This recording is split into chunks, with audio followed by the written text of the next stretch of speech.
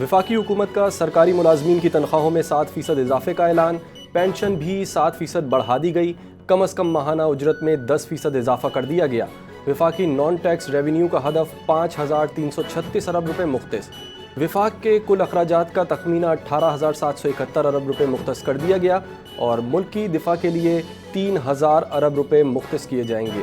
وزیر اعظم اپنا گھر اسکیم کے لیے 71 ارب روپے مختص ہوں گے۔ بے نظیر انکم سپورٹ کے لیے 838 ارب روپے مختص کرنے کی تجویز ہے۔ حکومت نے تنخواہ دار طبقے کے لیے ریلیف کا اعلان کر دیا۔ آئندہ مالی سال جی ڈی پی کا مجموعی ہدف 1,33,604 ارب روپے مقرر کیا گیا ہے۔ وفاقی بجٹ 2026-27 کی دستاویز کے مطابق آئندہ مالی سال primary surplus to G D P کا ہدف 2% مقرر کیا گیا ہے۔ بجٹ دستاویزات کے مطابق آئندہ مالی سال پرائمری سرپلس 2,828 ارب رہنے کا تخمینہ ہے۔ آئندہ مالی سال پیٹرولیم لیوی کا ہدف 1,676 ارب روپے سے زائد مقرر۔ آئندہ مالی سال نیچرل گیس ڈیولپمنٹ سرچارج کا ہدف 70 ارب روپے مقرر کیا گیا ہے، جبکہ آئندہ مالی سال کروڈ آئل پر رائلٹی کا ہدف 45 ارب روپے مقرر ہے۔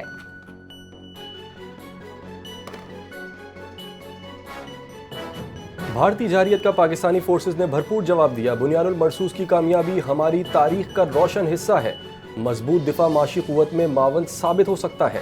وفاقی وزیر خزانہ کا قومی اسمبلی کے بجٹ اجلاس سے خطاب، کہا کہ پاکستان اور سعودی عرب کے درمیان اسٹریٹجک معاہدہ انتہائی اہم ہے۔ پاکستان کی جانب سے دشمن کو ایسا جواب ملا کہ دنیا کو نوٹس لینا پڑا۔ آج دنیا پاکستانی دفاعی قوت کی معترف ہے۔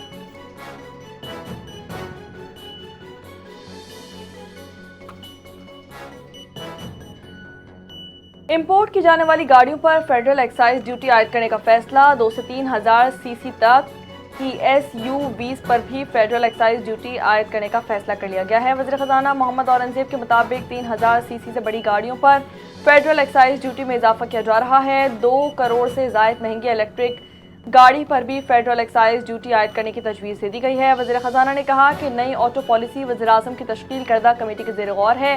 الیکٹرک موٹر سائیکل، رکشوں اور بسوں پر موجودہ رعایتی نظام برقرار رہے گا۔ سکھر حیدرآباد موٹر وے پر 30 ارب روپے کی سرمایہ کاری کی جائے گی، جبکہ ML1 کے کراچی تا روڑی سیکشن پر کام آئندہ سال شروع ہوگا، جس کے لیے 25 ارب مختص کیے گئے ہیں۔ وزیر خزانہ محمد اورنگزیب کا قومی اسمبلی سے خطاب، کہا کہ صنعتی ترقی کی رفتار تیز کرنے کے لیے خصوصی اقتصادی زونز میں بجلی فراہمی کو ترجیح دی گئی ہے۔ آزاد کشمیر اور گلگت بلتستان میں 8 پن بجلی منصوبوں کے لیے 13 ارب 10 کروڑ روپے مختص کیے گئے ہیں، جبکہ وابڈا اور نیشنل گریڈ کمپنی اپنے انفرادی وسائل سے 158 ارب روپے کی سرمایہ کاری کریں گے۔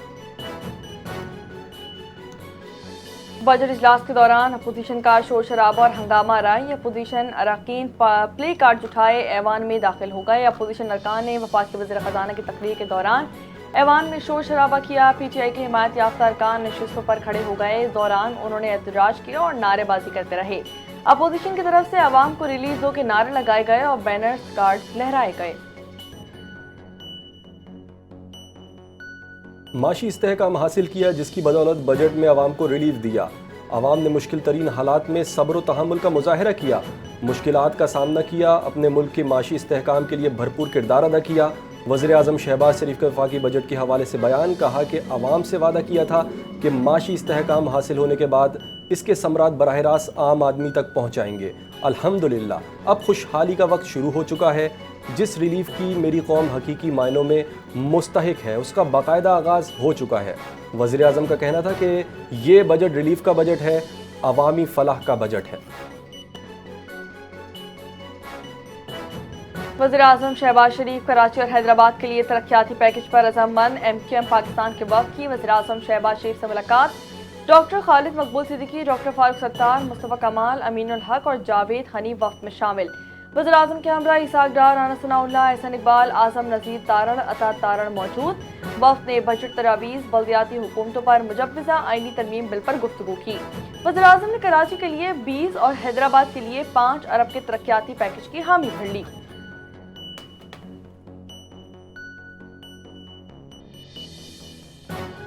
پی پیپلز پارٹی کی سیاسی اسپیس موجود ہے، اس کے ساتھ سازش نہ کی جائے۔ پیپلز پارٹی رہنما شازیہ مری کہتی ہیں کہ پیپلز پارٹی کی سیاسی اسپیس سے چھیڑ چھاڑ نہ کی جائے تو بہتر رہے گا۔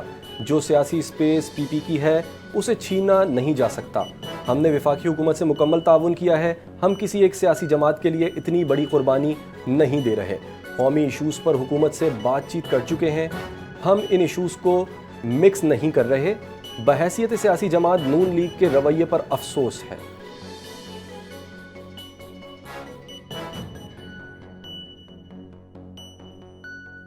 چیف جسٹس آف پاکستان یحییٰ آفریدی نے سپریم کورٹ میں کفایت واری اقدامات ختم کرنے کا حکم جاری کر دیا۔ سپریم کورٹ میں نافذ کفایت واری اقدامات ختم کرنے کا فیصلہ کر لیا گیا اور چیف جسٹس آف پاکستان کی ہدایت پر 10 مارچ 2026 کی کفایت واری اقدامات سے متعلق نوٹیفیکیشن واپس لے لیا گیا۔ نوٹیفیکیشن کے مطابق سپریم کورٹ میں کفایت واری پالیسی 15 جون سے مؤثر طور پر ختم ہو جائے گی۔ نوٹیفیکیشن میں مزید بتایا گیا کہ 15 جون سے سپریم کورٹ کے تمام امور معمول کے مطابق چلائے جائیں گے۔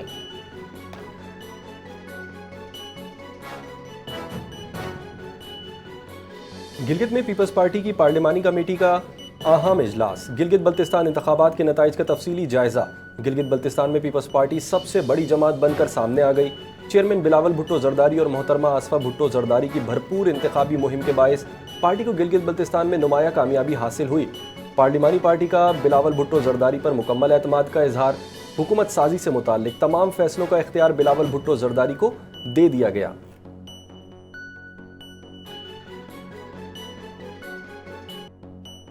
صدر مملکت آصف علی زرداری نے Pakistan international airlines corporation conversion repeal bill 2026 کی منظوری دے دی۔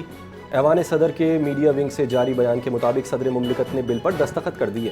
Pakistan international year lines company limited کی نجکاری کے لیے ضروری قانونی مراحل مکمل کرنے کی غرض سے یہ بل پارلیمنٹ سے منظور کرایا گیا تھا۔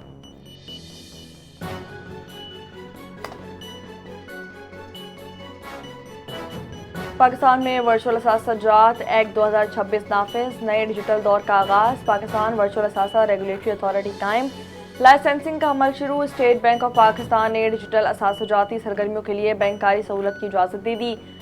بلاک چین اور ٹوکنائزیشن منصوبوں سے سرمایہ کاری کے نئے مواقع پیدا ہوں گے۔ حکومت جدید ڈیجیٹل مالیاتی نظام کے فروغ کے لیے سرگرم، اصلاحات کا سلسلہ جاری ہے۔ پاکستان کی معیشت کو عالمی ڈیجیٹل مالیاتی نظام سے جوڑنے کی راہ ہموار۔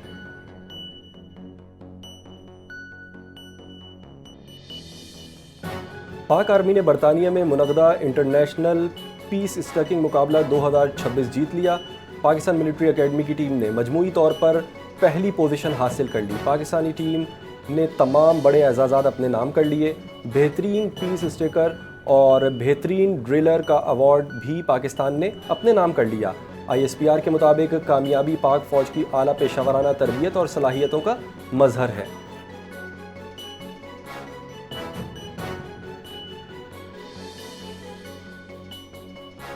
پاکستان سمیت دنیا بھر میں فیس بک کی سروس متاثر، صارفین کو مشکلات کا سامنا۔ پاکستان سمیت دنیا بھر میں social media platform Facebook کی سروس متاثر ہو گئی، جس کے باعث صارفین کو مشکلات کا سامنا کرنا پڑ رہا ہے۔ صارفین کے مطابق انہیں میٹا کے ذیلی پلیٹ فارم فیس بک پر میسیجز بھیجنے اور پوسٹنگ میں مشکلات کا سامنا ہے۔ فیس بک کے علاوہ انسٹاگرام کی بھی سروس متاثر ہوئی ہے اور صارفین کو لاگ ان میں مسئلہ درپیش آ رہا ہے۔ سوشل میڈیا صارفین نے ایکس پر فیس بک کی سروس متاثر ہونے کی شکایت کی ہے، تاہم میٹا کی جانب سے اب تک کوئی بھی بیان سامنے نہیں آیا ہے۔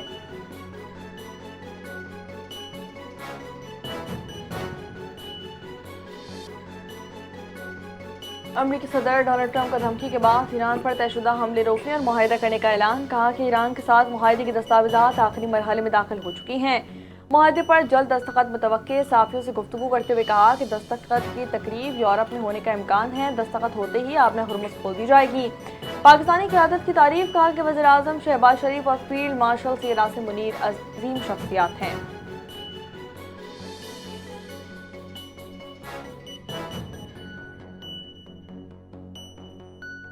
ایران نے امریکہ کے ساتھ ممکنہ معاہدے سے متعلق امریکی دعووں کو مسترد کر دیا۔ واضح کیا کہ تاحال کسی بھی معاہدے کو حتمی شکل نہیں دی گئی۔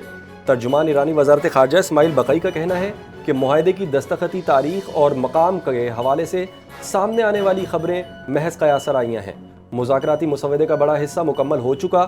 امریکہ کی بار بار موقف میں تبدیلی نے پیش رفت کو متاثر کیا۔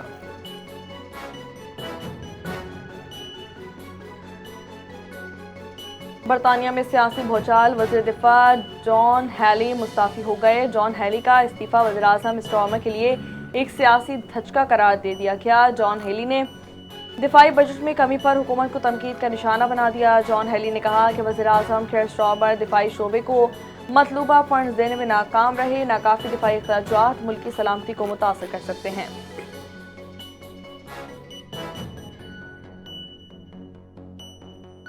افغانستان کے شہر ہرات میں خواتین کی گرفتاریوں کے خلاف آن لائن احتجاجی مہم شروع۔ افغان خواتین کے حقوق کے حق میں سوشل میڈیا پر بھرپور مہم جاری۔ افغان جریدے بشسب کے مطابق طالبان حکام نے لباس سے متعلق ضوابط کی مبینہ خلاف ورزی پر متعدد خواتین کو حراست میں لیا۔ آن لائن مہم کے شرکا خواتین کے حقوق اور آزادیوں کے تحفظ کا مطالبہ کر رہے ہیں۔ رپورٹس کے مطابق اقوام متحدہ اور انسانی حقوق کے مختلف اداروں نے بھی افغان خواتین کی صورتحال پر تشویش کا اظہار کیا ہے۔